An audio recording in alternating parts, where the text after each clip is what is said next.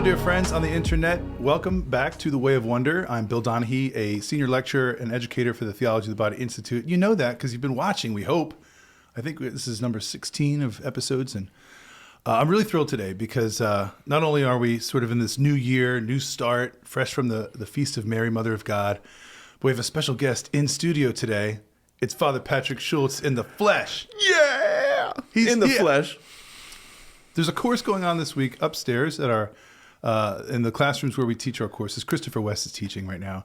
Father Patrick is the chaplain, and so we thought, hey, we should just do a Way of Wonder in persona Patrick. Whatever the Latin for Patrick is. Yeah, I don't know. Yeah, so this is great. We're going to just dive in and have a nice chat. This is our episode. And it's freewheeling right now. We don't even know. We're just going to talk and drink out of these stylish mugs that are available at our store at tobinstitute.org. Check the show notes. Yes. So how you doing, Father Patrick? How's your week going? Oh, it's awesome. It's awesome. This course is so incredible. Tell our peoples what the course is. So this is Theology of the Body and the New Evangelization. It is it's a deep dive into the full mystery of the faith as unpacked by the Catechism, looking at the Catechism and the faith through the lens of Theology of the Body. It's not imposing the lens of Theology of the Body on the Catechism. It's actually looking at the articles of faith that are harmonized by the great mystery. So, great way of putting it. Yeah. So why do we need a new evangelization? Because there's so much confusion and chaos and pain, and people don't know who we are or who God is, and it's just it's really good. And it's a smaller course too. So like the group, like there's just an awesome group dynamic, and it's just awesome. It's a great way to start the new year. That's good. Yeah. So this course began on New Year's Day. Sure did. Yeah. And so a bit of a smaller group, which I actually love. To your point, I love when it's a smaller class. You know, sometimes you get up 120 people. Yeah. But when you've got, I don't know, between 20 and 40, it just feels a little more human. And you can kind of linger in the questions more, just what people are sharing, and everybody gets to know each other. I love that I don't have to fight people to get out to the fireplace. Like the fireplace is going. Yes. And in previous courses, like by the time I get out, there's like so many people already out there. It's all about the fireplace. We see your priorities, Father Patrick. Yeah. Oh, yeah. The fires are always roaring here at Black Rock. That's right. Awesome. That's right. Well, we usually do a great work of art, and we reflect on it. So when I ran upstairs to get you a chair, because the other chair was broken, I snagged a piece of art from my room, and I think you've seen this before. So what the heck? We're just going to do it. And then we'll talk. I have some other plans for today. So this is a beautiful statue of the Blessed Mother.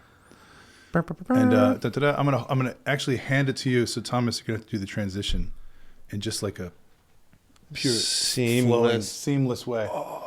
Now, this statue I got at the Miraculous Metal Shrine, and it's beautiful. Yeah, but it's got a little secret. If you open the arms of Our Lady, if you could turn the statue to the camera, Father Patrick, and open, it's an amazing Pietà. I don't know. Now you can see. Whoa! You didn't see that. You didn't see that. No, I've never seen this. Excellent. So it's a beautiful work in and of itself, but it's got this hidden treasure. When you open the arms of Our Lady, you've got a glorious Pietà, and lift it up a little bit, and you've got the Immaculate Heart of Mary on the left and the Sacred Heart of Jesus on the right. And the sort of Gothic cathedral. Arms poking out at me from behind. Yes, there you go. All right. This is not available at our gift shop. I'm at our store on the website. But I found it at the shrine of the Miraculous Medal in Germantown, Pennsylvania. Wow. I've never seen anything like it. Wow. So sometimes I'll have the statue in my office kind of closed. Sometimes I'll open it. Mm-hmm. But it's one of those things when you walk into a place and you see a great work of art or something beautiful, you just grab it and pay for it, and then you just do it. Yeah. Because you realize... It's like that statue I have in my office that I got in Rome with the one... Yes, the father, paternity. Yeah. So there you go. Wow. We just had the Feast of Mary, Mother of God. Yeah. Wow. She's the mother of the church.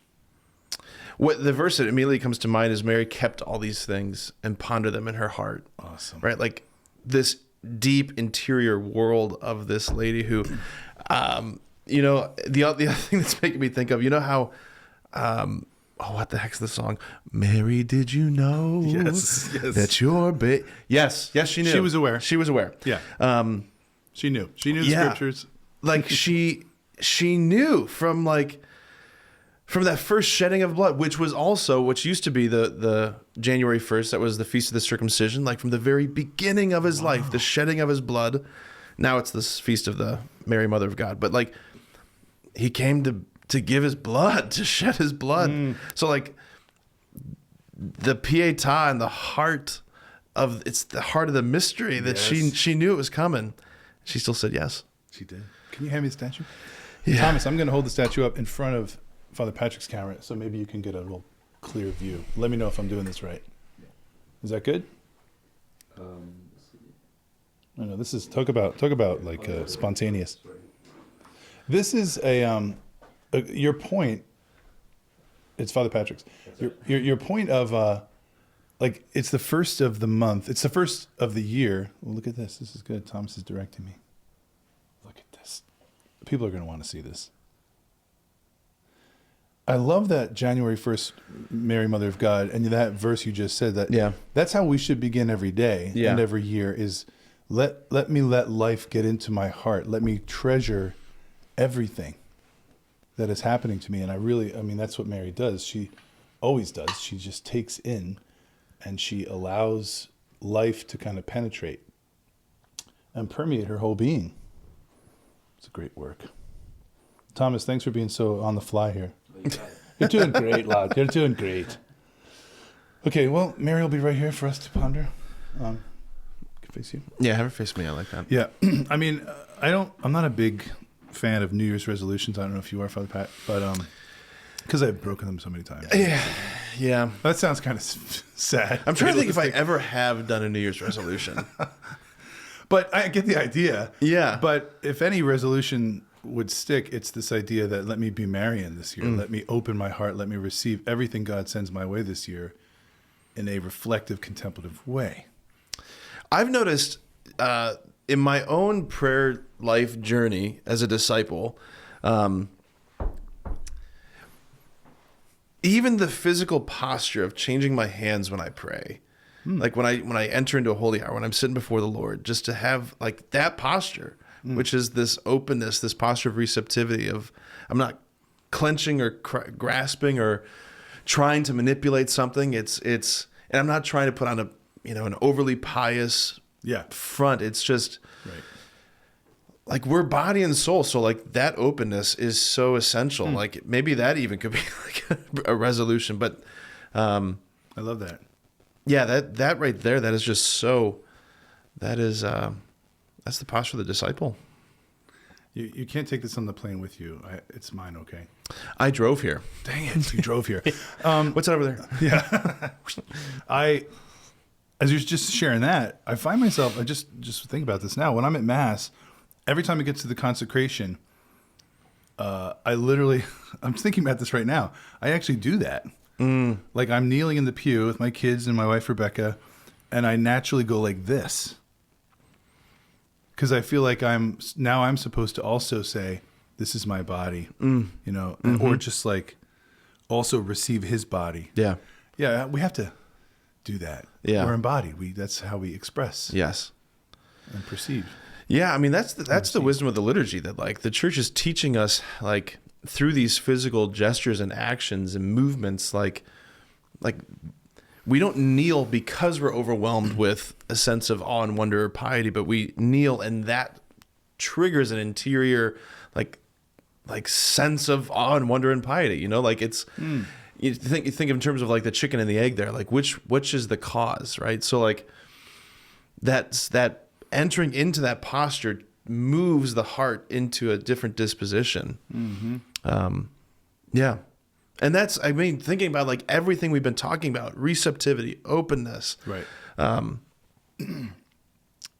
Yeah, that's the posture. I just, we just lost Pope Benedict XVI a couple days ago at the recording right now. We lost him a few days ago. And I'm feeling the real absence. Yeah. His work, Spirit of the Liturgy, he talks about this whole embodied reality, and the fact that our senses are are something that we shouldn't discard, but we should expand to their widest capacity. Yeah. And I'm just reflecting back on it. I gave a retreat for artists back in Cincinnati a couple months ago. And in this big shrine where we did the retreat for artists, they had a altar rail all around in the sanctuary. Okay. And I didn't see this coming, but everybody knelt, all filed up, and we would all kneel. So you'd have like 20 some people kneeling. And then the priest would go down the line with the altar server and the paten. And then the people would get up, and then we would file in. And I haven't done that in decades. I did it when I was a little kid. I think my dad took us to a Latin mass once. But I was so moved by it because I got to go up and kneel. And I had time, like a minute or two, where I'm waiting as the priest distributes Holy Communion. And I'm kneeling, and I'm like a little kid. Yeah. And I'm just looking up at the altar. And I'm so close to the altar. And then I get this like expectation. He's coming closer to me. And I just received on the tongue. Uh-huh. And then I had a minute to kneel there, as he went down the line. And then when I was ready, maybe, 30 seconds, 40 seconds, and I got up and I went back to my pew. Yeah. But that stuck with me for days afterwards. Like, why? Now, this could open up a whole can of whatever. And who cares? Bring it on. Share your thoughts. I thought, why don't we get rid of that practice?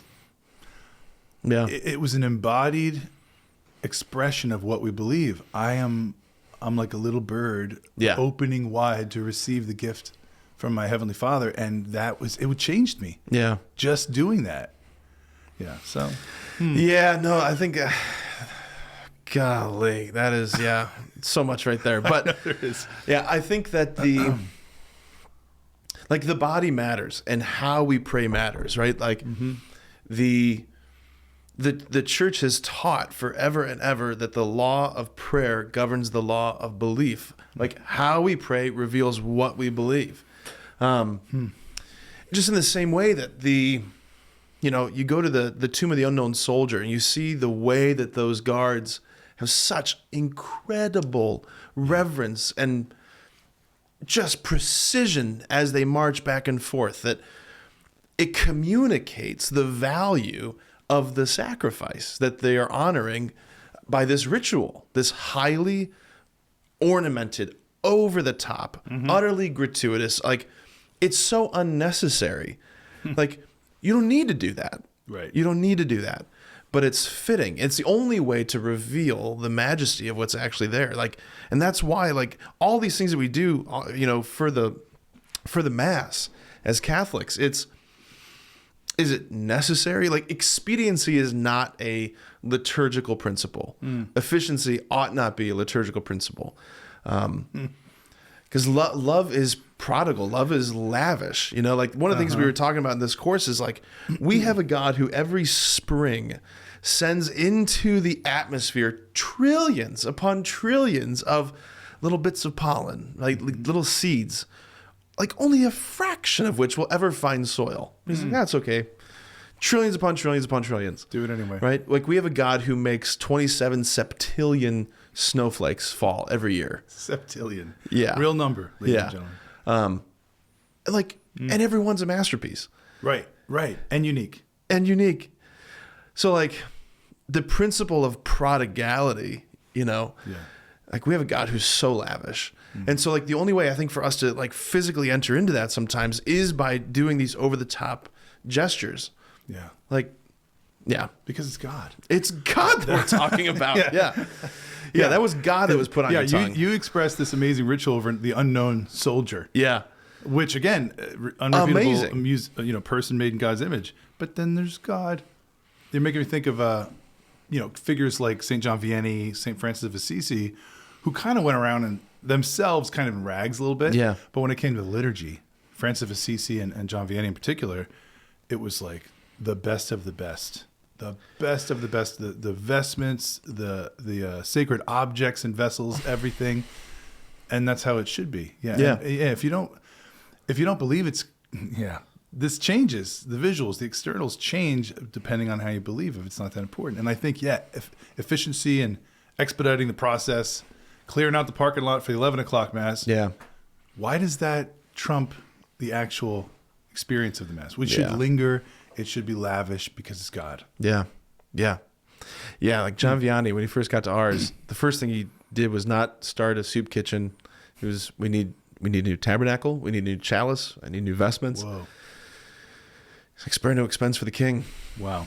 I feel like that's why we both have been gobsmacked by beauty and why we started this whole, this idea of having conversations about gratuitous beauty, because we realize how rich it is, how it affects you, and how it changes you, and then you want to draw other people into it to experience God. Yeah, it's not about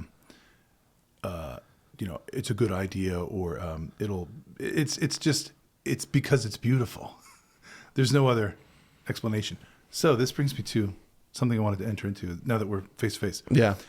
I think what we've been doing for a couple of months now is talking about a spirituality of wonder. Yeah. I don't know. I'm working on a book right now. Please, God, help me finish this book. But I'm working on a book right now called The Way of Wonder, based on what we're doing. But it started before that. And it's coming to me more and more like I need to articulate what a spirituality of wonder is. And so I just thought we've got a little time here, a few minutes. What is a spirit? Like, what do you think hallmarks of a spirituality of wonder are? And then what are obstacles to a spirituality of wonder? We've kind of been like orbiting around these concepts, but let's just like crystallize them a little bit. So what marks the spirituality of wonder? If people are watching, like, these paintings are awesome or the things you're talking about, I really like it, but I just don't have time sometimes. What is the spirituality of wonder and how do we enter into it? Okay, the first phrase that comes to my mind is interruptibility. So someone who is uninterruptible, you are never going to be caught off guard and surprised by something breaking in, right? You're never going to be caught off guard to notice the magnificent hidden in the mundane. Interruptibility, I think, is at the heart of a spirituality of wonder. And like, I think that's why children possess such a wonderment, because what's on a 5-year-old's to-do list? His calendar's pretty open. So like, he can be just blitzed by a dandelion. He can be overwhelmed by a puddle. He can be just gobsmacked by a sunset, a waterfall, just anything, right? But like for us who are like, I got this to do, I got this to do, I got this appointment, da-da-da-da-da-da-da. Me, my, right? Control. Yeah, control. Yeah, like, it's so hard for God to break into that, be like, hey, you just walked past the thing that's really amazing. I waited 6 million years to germinate, blossom for you. Yeah, I had a friend who just posted the other day on her Instagram. It was a macro picture, a zoom in picture of her husband's mustache, because there was this amazing, perfect snowflake that just like boop was right there. Wow. And like, she's like, it just caught me off guard. And of course, she takes a picture of it, posted on social media. Right. That's right. Yeah. That's fine. It didn't happen if it wasn't posted on Instagram. But like, she was interruptible. Yeah. Like, I mean, and how many of us would just be like, and just move on? But you just destroyed the pietà that was hanging on your mustache. That's today's quote. You just destroyed the pietà that was hanging on your mustache. This is great. Okay, write this down, everybody. Interruptibility. I love that. Yeah. It goes back to Mary's open.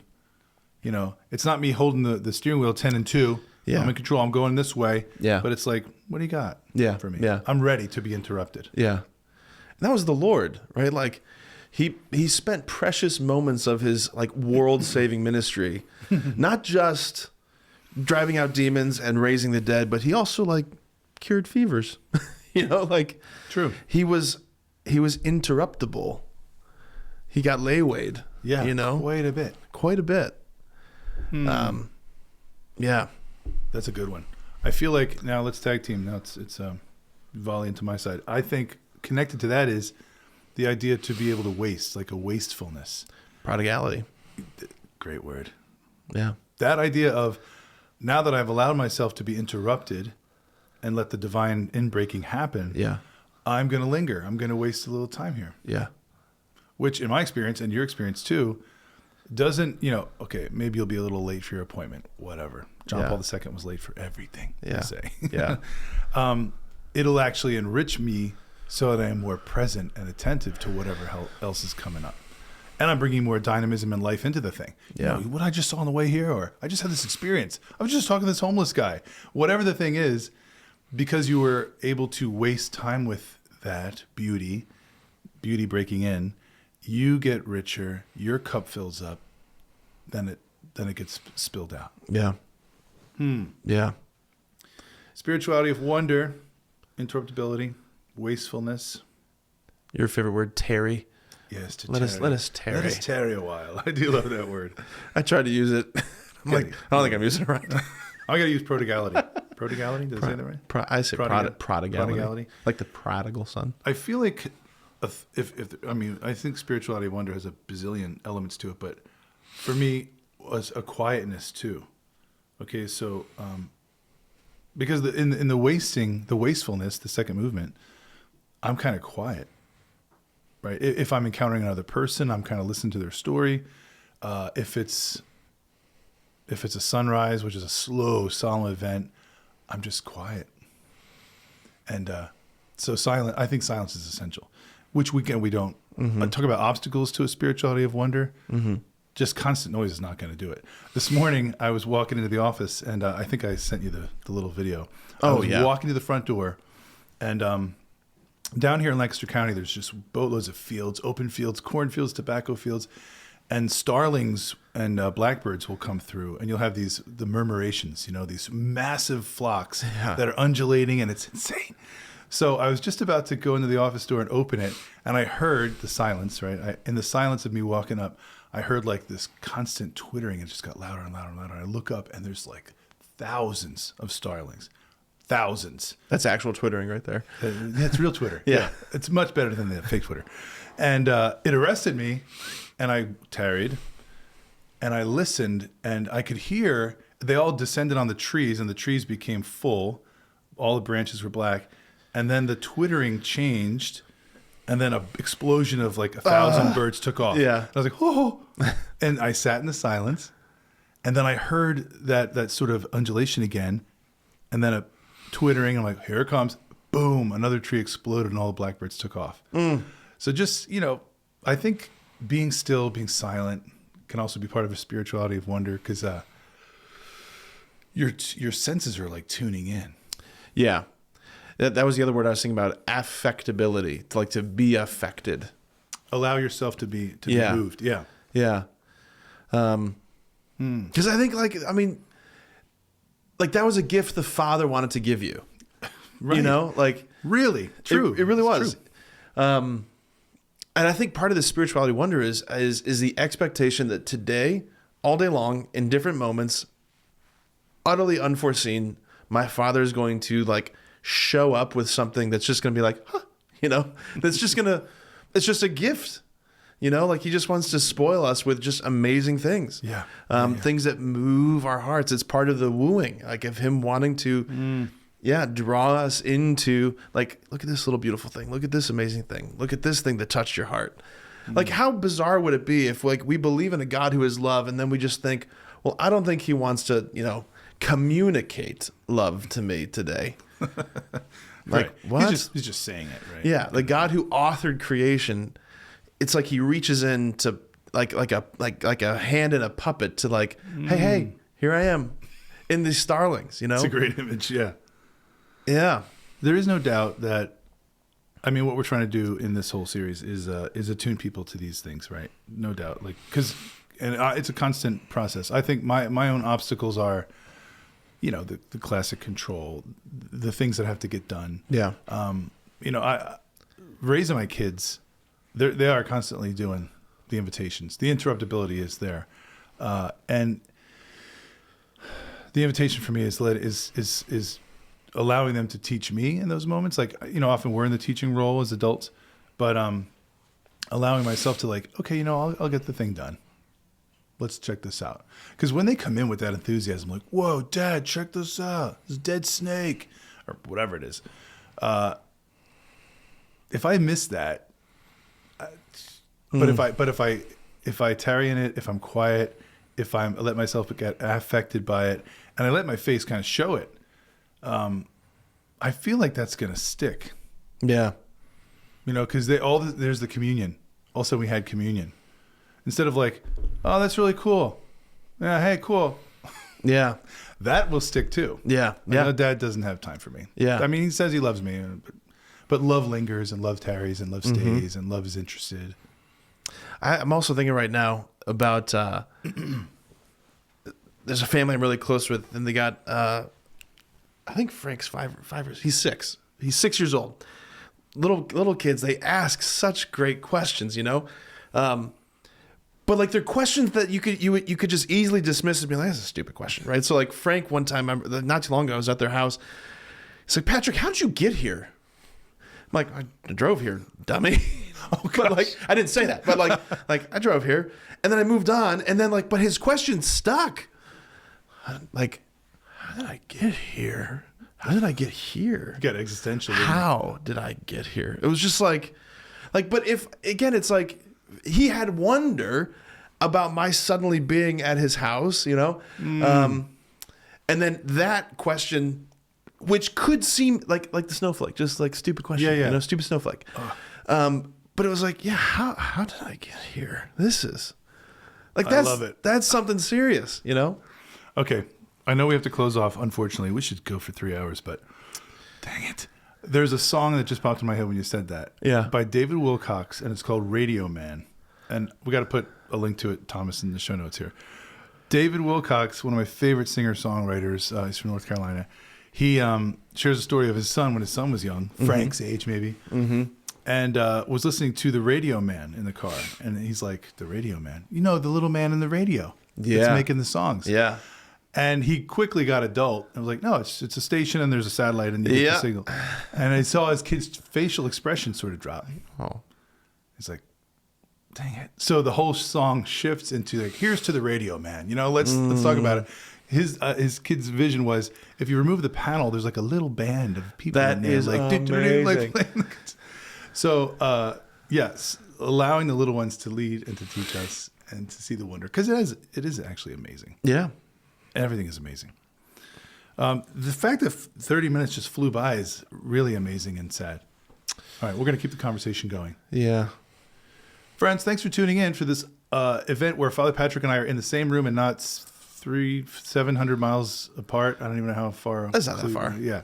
We hope this happens again. We hope you enjoyed this episode, special edition. Drop in the comments things, again, that are moving you, things that are arresting you. We really want to hear it. We love reading the comments. And check out Dave Wilcox's Radio Man. All right. Happy New Year and blessings to all. And we'll see you next week.